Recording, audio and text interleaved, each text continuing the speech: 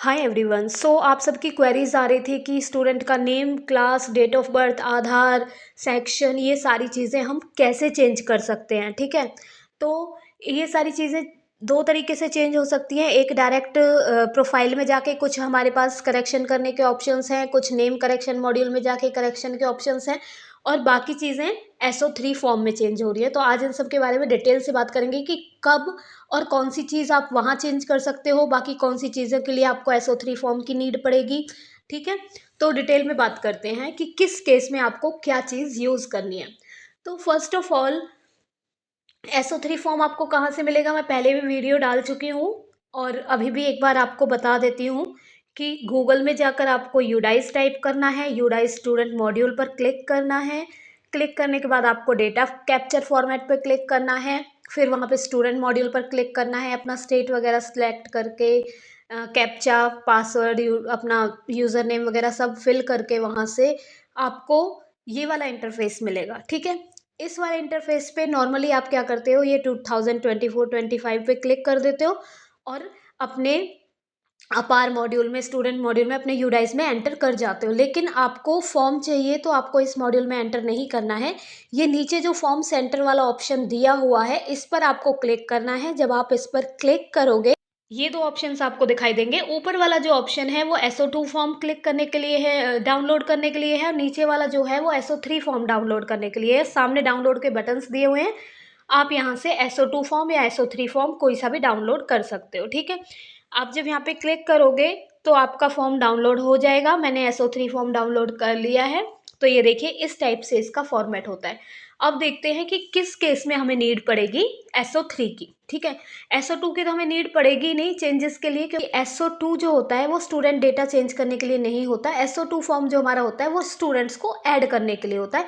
अगर आपको कोई भी न्यू स्टूडेंट ऐड करना है जिसका पेन जनरेट नहीं हुआ है, या तो आपको कोई स्टूडेंट इम्पोर्ट नहीं हो पा रहा है, कोई स्टूडेंट इनएक्टिव कर रखा है किसी स्कूल में, या आपसे बाई चांस हो गया है, ऐसे किसी भी स्टूडेंट को अगर ऐड करना है तो वो काम होगा SO2 फॉर्म से। बाकी आपको कोई भी XYZ कोई भी डिटेल अगर आपको चेंज करनी है तो वो काम आप करोगे SO3 फॉर्म से। ठीक है, अब आते हैं, देखिए कौन कौन सी डिटेल आप GP में जाके चेंज कर सकते हो जनरल प्रोफाइल में स्टूडेंट्स की। देखिए, स्टूडेंट में आप स्टूडेंट प्रोफाइल में फादर्स नेम चेंज कर सकते हो, मदर्स नेम चेंज कर सकते हो, डेट ऑफ बर्थ चेंज कर सकते हो, जेंडर भी चेंज कर सकते हो। ठीक है, क्या चेंज नहीं कर पा रहे हो, स्टूडेंट का नेम चेंज नहीं कर पा रहे हो। ठीक है, अब नेम चेंज करने के लिए भी हमारे पास नेम करेक्शन मॉड्यूल दिया हुआ है, लेकिन उसमें आप क्या कर पा रहे हो, नेम करेक्शन मॉड्यूल में आप या तो स्टूडेंट का एक लेटर, कोई भी एक लेटर नेम का इधर उधर है तो वो आप कर सकते हो चेंज। अगर सरनेम स्टूडेंट का आगे पीछे लगा हुआ है तो वो कर सकते हो, जैसे कुमार मोहित से मोहित कुमार करना है तो वो शफल कर सकते हो वर्ड्स को। उसमें कोई न्यू वर्ड ऐड नहीं कर सकते, ना कोई वर्ड डिलीट कर सकते हो। एक लेटर डिलीट कर सकते हो, एक लेटर ऐड कर सकते हो। पूरा का पूरा वर्ड ना ऐड कर सकते हो ना डिलीट कर सकते हो, चाहे वो सरनेम ही क्यों ना हो।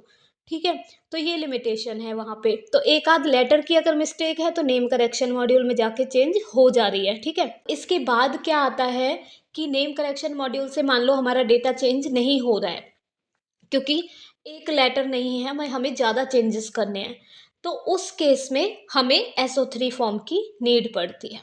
ठीक है, अब SO3 फॉर्म में दो ऑप्शन दिए हुए हैं, एक तो नेम चेंज करने का, एक नेम एज पर आधार चेंज करने का। तो इसमें लोग कंफ्यूज हो रहे हैं कि क्या चेंज करें, हम किस पे टिक लगाएं, कैसे फिल करें। अब देखिए, अगर मान लो आपके स्कूल में, हमारे पास नेम चेंज करने में मोस्टली दो ही केस आते हैं। एक केस ऐसा होता है जिसमें आधार में नेम गलत हो गया है और हमारे स्कूल में सही है। ठीक है, एक तो ये केस होता है, और दूसरा केस होता है कि हमारे स्कूल में गलत है और आधार में सही है। तो आप दोनों में देखो कि मान लो बच्चे का नाम है जैसे रिया सिंह। ठीक है, तो रिया सिंह हमारे स्कूल में बिल्कुल सही लिखा हुआ है, लेकिन जब आधार उन्होंने बनवाया तो उन्होंने सिंह की स्पेलिंग आधार वालों ने उधर से कुछ और ही कर दी। ठीक है, सिंह की जगह उन्होंने शर्मा कर दिया। बाय मिस्टेक, ठीक है, या फिर जो भी है किसी पेरेंट्स ने ही गलत वो दे दिया है उन्हें डिटेल्स या जो भी है, तो वो आधार में रिया शर्मा हो गया, यहाँ पे रिया सिंह है। तो उन्होंने हमें एडमिशन के टाइम पे रिया सिंह ही लिखवाया था और वो रिया सिंह ही यूज़ करते हैं, लेकिन बाय चांस रिया शर्मा हो गया है। पेरेंट्स चाहते हैं फ्यूचर में रिया सिंह ही कंटिन्यू हो, तो इस केस में आपको अपने स्कूल का रिकॉर्ड तो चेंज करने की नीड नहीं है। इस केस में पेरेंट क्या करेंगे, इस केस में पेरेंट आधार चेंज करवा के लाएंगे, आधार में रिया सिंह करवा के लाएंगे और फिर आप उसे यहाँ पे चेंज करोगे। तो उस केस में क्या होगा आपका कि आप नेम एज पर आधार चेंज करोगे, ठीक है ना। कि हम क्या करते हैं कि ऊपर जब हम जीपी फिल करते हैं, ऊपर हमने रिया सिंह फिल कर दिया, नीचे हमने आधार डिटेल्स में स्टूडेंट का आधार नंबर भरा, नेम एज पर आधार में हमने देखा इसने रिया शर्मा लिखा हुआ है, हमने रिया शर्मा फिल कर दिया, ठीक है। तो हमारी आधार डिटेल में रिया शर्मा हो गया, लेकिन अब पेरेंट्स ने चेंज करा के वापस रिया सिंह कर लिया, ठीक है। तो हम उसे नेम में चेंज नहीं करेंगे, नेम एज पर आधार में चेंज करेंगे यहाँ पे, ठीक है। तो यहाँ पे हम नेम एज पर आधार पर टिक करेंगे, ठीक है। यहाँ पे लिखेंगे रिया,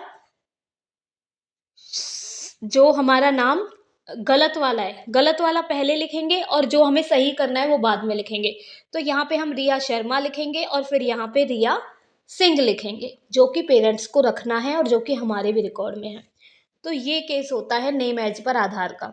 और अगर सिचुएशन ऐसी है कि पेरेंट्स ने सही आधार में सही नाम है और हमारे रिकॉर्ड में गलत है, ठीक है, या तो पेरेंट्स कह रहे हैं कि हम आधार में चेंज नहीं करवाना चाहते, आप ही अपने रिकॉर्ड में चेंज कर लो, तो उस केस में हमें क्या होगा, उस केस में हमें टिक करना पड़ेगा यहाँ पे कि हमें अपने स्कूल रिकॉर्ड में चेंज करना है। तो हम नेम पर टिक करेंगे, यहाँ पर ओल्ड नेम लिखेंगे, ठीक है।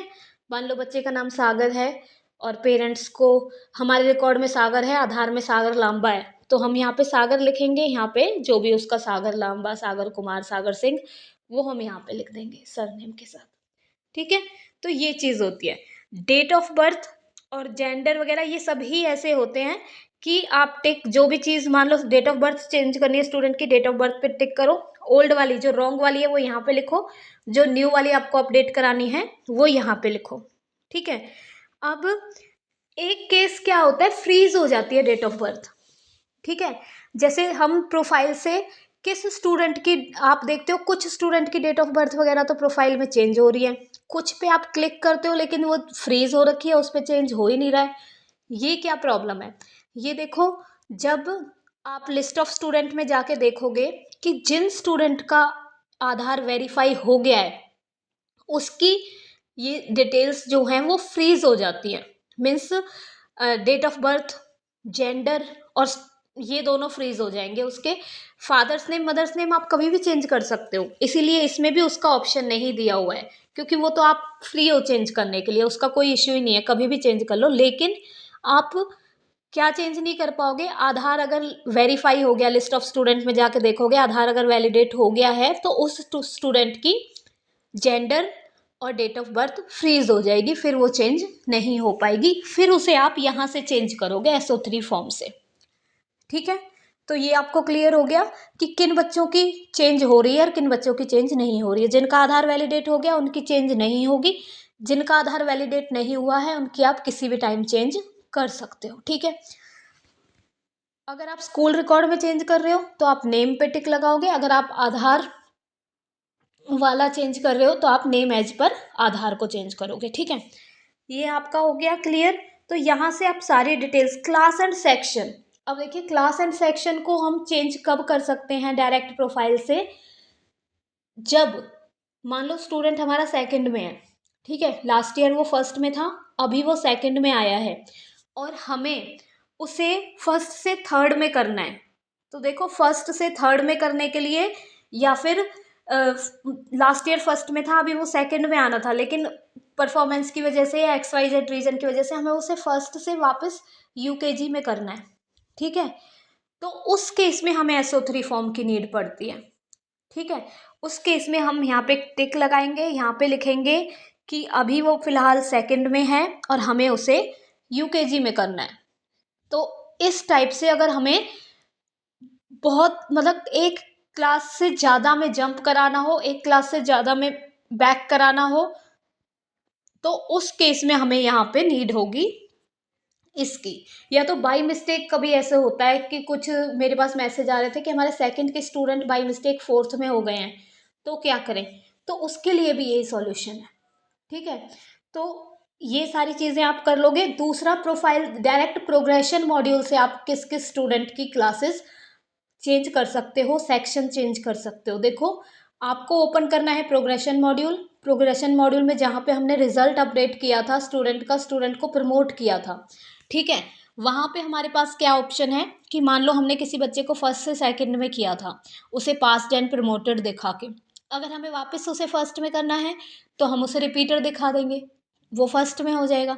अगर हमें उसका सेक्शन चेंज करना है तो हम वहीं से उसका सेक्शन चेंज कर देंगे। तो उसमें कोई इश्यू नहीं आ रहा है, सेक्शन चेंज करने में कोई इश्यू नहीं आ रहा है। सेम क्लास के किसी भी सेक्शन में आप डाल सकते हो, वो आप प्रोग्रेशन मॉड्यूल से कर सकते हो। लेकिन अगर आपको फर्स्ट के बच्चे को जो सेकंड में जाना चाहिए था उसे थर्ड में करना है, किसी भी इशू से, एज वाइज या पेरेंट्स की रिक्वेस्ट है या कोई भी रीज़न है, उसके लिए आपको SO3 फॉर्म फिल करना पड़ेगा। ठीक है, एक क्लास प्रमोट करना और सेम क्लास को रिपीट कराना, उतना तो प्रोग्रेशन मॉड्यूल से हो जाएगा, और किसी भी सेक्शन को चेंज करना वो भी प्रोग्रेशन मॉड्यूल से हो जाएगा। लेकिन उसके अलावा आपको एक्स्ट्रा क्लासेस जंप करानी है या एक्स्ट्रा पीछे बच्चे को भेजना है, बैक कराना है, तो उसके लिए आपको ये वाला फिल करना पड़ेगा SO3 फॉर्म। ठीक है, तो यही सारे ऑप्शन है। इसके नेम कैसे चेंज करना है, डेट ऑफ बर्थ, जेंडर, ठीक है, आधार। आधार का ऑप्शन इसमें क्यों आया है? क्योंकि कुछ बच्चों का क्या हो रहा है कि पहले एक आधार पेरेंट्स ने मान लो बनवाया, उसमें कुछ डिटेल्स रॉन्ग थी और फिर उन्होंने दूसरा आधार बनवा लिया। ठीक है, नॉर्मली तो क्या होता है कि आधार का सेम आधार में ही करेक्शन हो जाता है। ठीक है, लेकिन कुछ पेरेंट्स ने बाय मिस्टेक क्या किया है, दूसरा आधार जनरेट करवा लिया है कि पहले आधार में रॉन्ग था और दूसरा आधार जनरेट करवा लिया है। वैसे ये होता नहीं है, लेकिन ये 1% केसेस में, 2% केसेस में ऐसा हो रहा है कि न्यू आधार और ओल्ड आधार हैं उनके पास, कि मैम पहले ये वाला था, हमने यूडाइस जनरेट करते टाइम ये वाला ओल्ड वाला आधार दे दिया था, लेकिन अभी हमने ये नया वाला आधार बनवाया है और उसका नंबर भी चेंज हो। अगर नंबर चेंज नहीं है फिर तो कोई दिक्कत ही नहीं है, क्योंकि करेक्शन ऑलमोस्ट 99% सेम ही आधार नंबर पे हो जाते हैं। लेकिन फिर भी अगर कुछ पेरेंट्स ने न्यू आधार जनरेट करा लिया है तो आपको यहाँ पे आधार चेंज करना पड़ेगा, या आपसे ही आधार नंबर गलत डल गया है। ऐसा हो रहा है कि हमसे भी ऐसा हुआ था कि किसी और बच्चे का आधार किसी और बच्चे के रिकॉर्ड में चला गया था, तो उस केस में भी हमें बच्चे का आधार चेंज करना पड़ेगा। उसमें हम क्या करेंगे, आधार के सामने टिक करेंगे, जो गलत वाला आधार हमसे डल गया था वो यहाँ पे लिखेंगे और जो सही बच्चे का आधार है वो यहाँ पे लिखेंगे। ठीक है, तो आधार से रिलेटेड, आधार नंबर से रिलेटेड जो मिस्टेक है वो हम यहाँ से करेक्ट करेंगे। ठीक है, अब एक चीज़ और समझ लीजिए SO3 फॉर्म के बारे में, कि बहुत से लोग क्या मिस्टेक कर रहे हैं कि पूरे के पूरे, मान लो स्टूडेंट का सब कुछ सही है ना, वो भी यहाँ पे फिल करके भेज रहे हैं, नेम के सामने यहाँ पे नेम लिख रहे हैं, वो लिख रहे हैं। ये सब लिखने की नीड नहीं है, इसमें खाली आपको जो चीज़ करेक्शन करानी है वो ही फील्ड फिल करना है। मान लो स्टूडेंट का सब कुछ सही है, खाली आधार हमें चेंज कराना है, तो हम ये वाला करेक्ट फील्ड फिल करके भेजेंगे। और अगर मान लो स्टूडेंट का जेंडर रॉन्ग है तो हम यहाँ पे जेंडर, और मान लो वो मेल था तो यहाँ पे मेल लिखेंगे, और उसे हमें फीमेल करना है तो फीमेल सही है उसका जेंडर, तो फीमेल यहाँ पे लिखेंगे। इस टाइप से भेजेंगे, ये नहीं कि हम पूरा का पूरा ही फिल कर देंगे इसे। जो डिटेल्स चेंज करनी है स्टूडेंट की, खाली उन्हें ही फिल करके भेजेंगे। नीचे प्रिंसिपल का के सिग्नेचर होने चाहिए, स्टैम्प होना चाहिए, सारी डिटेल्स होनी चाहिए, ऊपर भी सारी अपनी डिटेल्स फिल करके अच्छे से अपना इसे सेंड कर लीजिए। और एक चीज़ और कि SO3 फॉर्म की रिसीविंग ज़रूर ले लीजिए, क्योंकि ये फॉर्म से रिलेटेड जो अपडेट्स हैं वो जल्दी से होती नहीं है। फिर आप बाद में उनसे पूछते हो कि हमने SO3 फॉर्म भेजा था और वो अपडेट नहीं हुए उन स्टूडेंट के, या फिर SO2 फॉर्म भेजा था और वो बच्चे हमारे ऐड नहीं हुए, तो वो लोग कभी कभी ये हो जाता है कि वो बोल देते हैं नहीं हमारे पास तो आया ही नहीं। तो इसकी रिसीविंग ज़रूर ले लीजिए, या तो इसकी एक कॉपी अपने पास रखिए, कभी भी ये आपको दोबारा भी फिल वहाँ पे सेंड करना पड़ सकता है, ठीक है। और सेंड करने के 3-4 दिन बाद इसका फॉलो बैक ज़रूर लीजिए अपने सीआरसी जो आपका इंचार्ज है, जो आपके यूडाइज इंचार्ज हैं, उनको एक बार रिमाइंड कराइए कि हमने भेजा था, हमारे बच्चे अभी तक ऐड नहीं हुए हैं, या तो फिर हमने SO3 फॉर्म भेजा था बट वो डिटेल्स अभी तक चेंज नहीं हुई हैं, ठीक है। बहुत ज़्यादा दिन तक आप इसका कोई फॉलो बैक नहीं लोगे और आपकी अपडेट भी नहीं हुई है, तो समझ लो आपका गया वो रद्दी में, फिर आपको दोबारा सेंड करना पड़ेगा। तो इसलिए इसकी फॉलो बैक ज़रूर ले लीजिए, ठीक है, क्योंकि वहाँ पे भी बहुत सारा डेटा जा रहा है, बहुत सारे स्कूल हैं, बहुत सारा लोड है, तो आपको एक बार खुद से फॉलो बैक लेना पड़ेगा ताकि आपका वर्क जो है वो टाइमली हो जाए। तो आई होप ये वीडियो आपके लिए हेल्पफुल रहा होगा, आपको क्लियर हुआ होगा कि कौन सी चीज़ें हमें SO3 से चेंज करनी है, कौन सी चीज़ें हमें जनरल प्रोफाइल से चेंज करनी है। जनरल प्रोफाइल में कुछ फ्रीज हो रहे हैं कॉलम्स, तो क्यों हो रहे हैं? I have tried to clear all your doubts and still if you are facing any problem in UDIs, MIS and any other technical issues, then please let me know through comments. I will surely help you out. Thanks for watching till end. Please like, share and subscribe my video. Thank you.